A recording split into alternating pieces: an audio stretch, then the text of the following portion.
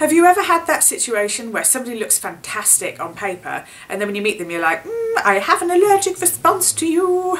Now, this is what's known as the gut instinct, and usually what's happening is your solar plexus that stands out from the body, it's a fuzzy yellow energy, frisks people for information to see whether or not they are a good person or a bad person, whether or not you can trust them or not trust them.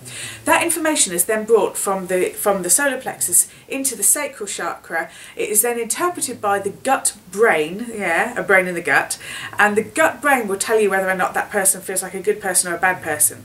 Problem then is that even though we know, we talk ourselves out of it and say, yeah, but on paper they look so great, and yeah, well, you know, I think that maybe I ought to give them a chance.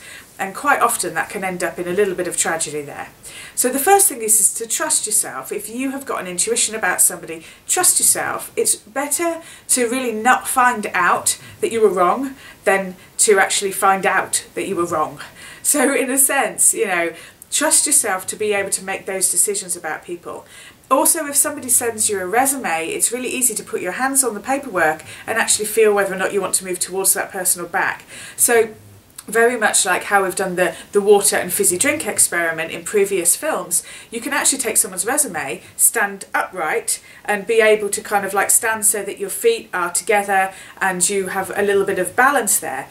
Put the paper of their resume on your heart and see if your body moves forward or away. Now, just be careful, if you are single and they are cute, your body might move forward, but maybe you would want to hire them for that purpose anyway, who knows.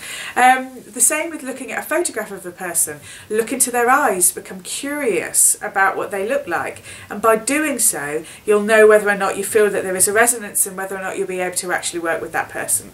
So that gives you a few tips, because believe me, when you hire the wrong person, you know, common sense is one of those things that it's not very common, but it's hard to measure, but you can certainly measure it in financial loss if you get it wrong when you're hiring someone.